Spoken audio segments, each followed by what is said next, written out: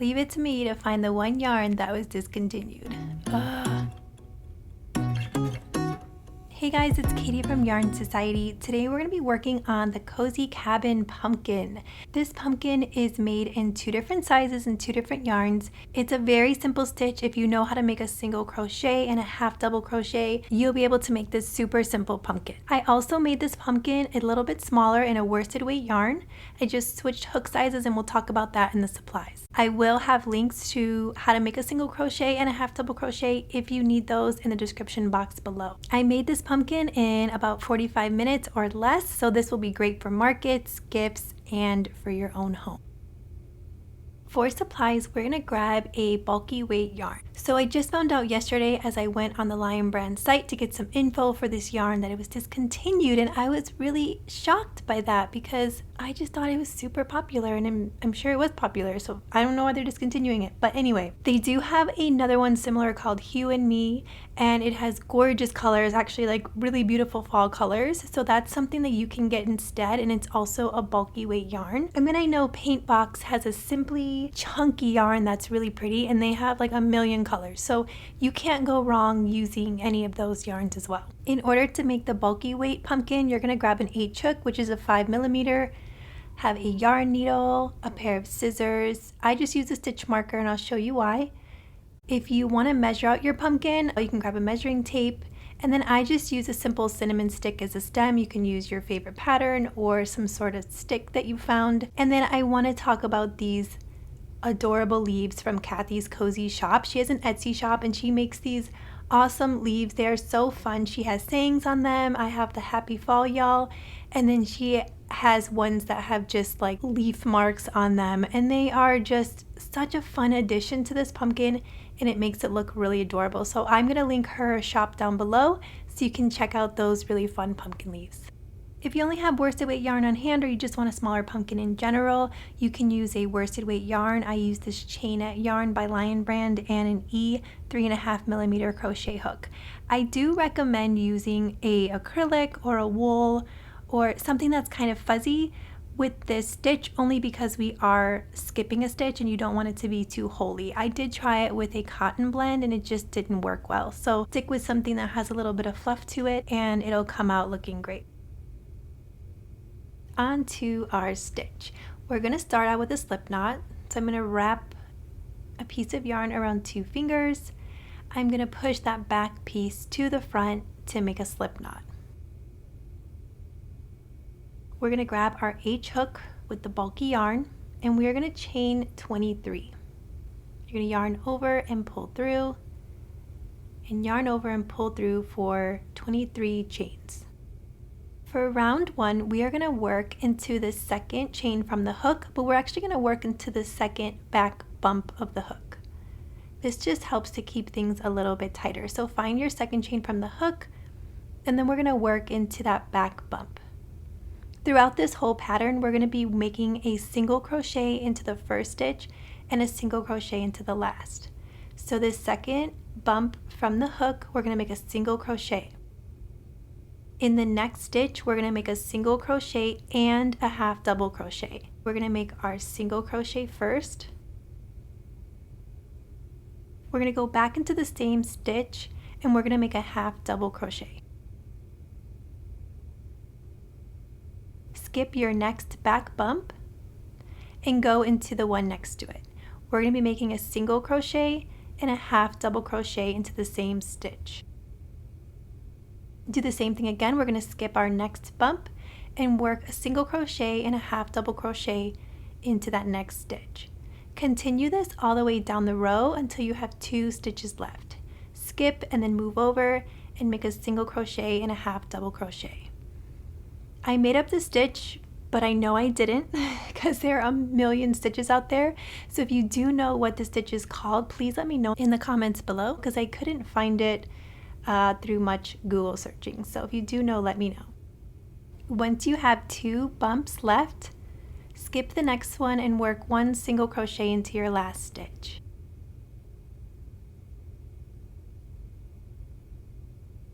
Row 1 is now complete. We're going to chain 1, turn our work, and we're going to make a single crochet into that first stitch. So we have our chain stitch and then our first stitch here.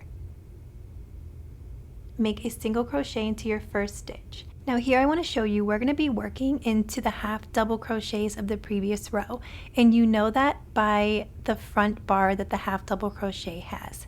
We will be skipping all of the single crochets of the previous row and they do not have a bar. So here the half double crochet has a bar and we'll be working into that stitch. So in this first stitch here we're going to make a single crochet and a half double crochet into the same stitch. We're going to skip the next stitch, which is our single crochet, and we're going to work our cluster stitch into our next stitch. So skip the next stitch and work a single crochet and a half into the next stitch. We are continuing this all the way down the row. Skip the single crochet of the previous row, work into the half double crochet, which are the ones with the back bars. So this is great to know if you're like watching a show or if someone starts talking to you, you can just look at the stitch and know that if it has a back bar, you're going to be working into it. Work all the way down the row until you have 2 stitches left. Okay, I have 2 stitches left, so I'm going to skip my next stitch and then I'm going to work 1 single crochet into the last stitch. You might need to pull up a bit on that last single crochet just to meet up with the rest of your stitch. Chain 1, turn your work. You're always going to work a single crochet into that first and last stitch. So here's our single crochet, and then we're going to work a single crochet and a half double crochet into our first stitch, and that is our half double crochet of the previous row. So single crochet and a half double crochet. Continue this doing row 2 all the way until you reach row 29. We will meet back at the end of row 29. I want to interrupt your crocheting just to show you this really pretty stitch. This is what it'll end up looking like at the end of row 29. And to quickly count your rows, if you have your yarn tail to the left, each one of these bumps will be counting by 2. So here's 2, 4, 6. And then once you count all the way to the top, you'll have 28 rows, and then you'll add 1 extra to end with row 29. I am on row 29 and I'm making my last stitches here. I'm putting a single crochet into my last stitch. Now we're going to start assembling our pumpkin. What we're going to do is make a chain 1, and then we're going to grab our other short side and we're going to put those together. You're going to turn your work so that you can grab your working yarn. And what we're going to do is slip stitch this closed all the way across. So you're going to go under 2 loops on one side and 2 loops on the other side. I tried closing this pumpkin with a single crochet, a whip stitch, and just nothing looked right. So I stuck with the slip stitch. We're going to go underneath 2 loops on each side, going through 4 loops total. Slip stitch all the way across. Okay, I'm going into my last stitches here for my slip stitch. From here we're going to fasten off, but I like to leave a really long tail, so leave about a 24-inch to even a 30-inch tail. You rather have it longer than shorter because you don't want to be in a pickle while putting this pumpkin together. Okay, from here I'm going to fasten off. I'm going to yarn over, pull my yarn all the way through. Now we're going to turn our pumpkin inside out because we have this really funny ridge and our stitch can go inside and out. So the slip stitch does add this line here that I do not love, but once we add the stuffing and we close up our pumpkin, it's noticeable, but it's not as noticeable as you would think. Grab your yarn needle. We're going to weave our yarn tail into our needle. We're going to make a running stitch around our top of our pumpkin. I like to use a stitch marker just to mark where I made my first running stitch so I know where I end. This is just optional, you don't have to do this. So to make our running stitch, we are going to go through these like big holes that we have in the top of our pumpkin. I'm going to start by placing my needle, going in towards the pumpkin and out, going in through these big holes in the top. So I do about 4 holes at a time. So all you're doing is going in and through that hole, in and through. And then pull that. Continue your running stitch all the way around. And just to show you another way to do a running stitch, you can just pull in and then go out. And then you want to end going in towards your pumpkin. So I'm going to stop at this hole that I have near my stitch marker. You just want to cinch this shut. Be very careful not to break your yarn because that can definitely happen if you use too much force. Go slowly and pull this tight. You're not going to get 100% closed bottom, so don't worry about it. You can stop there as long as you have it pretty much closed. And from here, I'm going to grab some stuffing. Grab a handful of stuffing and just get your pumpkin filled up. I like to burrow like a little hole in the middle and then keep adding my stuffing in the middle. You can just tuck in your yarn tail there and just keep stuffing until you feel like your pumpkin feels firm but is yet still soft.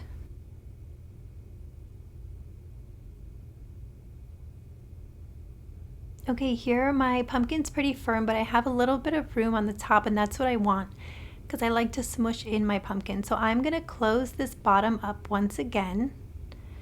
And once I'm pretty close to being as closed as I can, I'm just going to take my yarn needle and go all the way through the stuffing and to the top. So I'm just going to pull that through. I'm going to give it another tug just to close up the bottom. You can always make a knot in the bottom if you'd like, but I just like to go straight up through. Once you're on this side of the pumpkin, we're going to use the running stitch to close it shut once again. I'm going to place a stitch marker, and now I'm going to go in towards the pumpkin in my first hole, and then I'm going to go out. I'm going to go in and then out. So continue that running stitch all the way around until you hit your stitch mark. Okay, you're going to end your running stitch by going in towards the middle of the pumpkin, and now we're going to cinch our top shut. So cinch it, be very careful not to break your yarn, and you want to leave a hole that's big enough for your cinnamon stick or your regular stick that you're using. So I'm going to tighten this up a little bit more. And I think that's pretty good for my cinnamon stick. So once you have your hole, this part can get a little tricky because you want to hold the middle of your pumpkin. If you like it to look tall like that, you can leave it at this point and just make a knot and weave your yarn through. But I really like my pumpkins to have a little bit of dimension. So what I'm doing is I'm grabbing the middle, I'm squeezing my pumpkin between my fingers. What I'm going to do is place my needle through one side of the pumpkin, and then I'm going to weave it through to the other side. I'm not going to go right down the middle. I'm going to go off to the side because I know that my cinnamon stick has to fit in there, and I can't be pulling through the middle or yarn will just be everywhere. So once you pull that yarn through, squeeze your pumpkin in the middle and pull your yarn tight. You're trying to use your yarn to pull your middle in so it gives your pumpkin a little bit of shaping.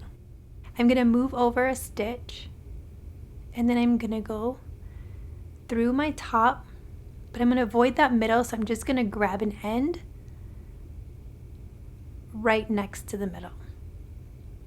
Pull up and squeeze the middle of your pumpkin tight. I'm going to move over again, and I'm going to do this about 10 times. I like to go all the way around and really cinch in that middle section.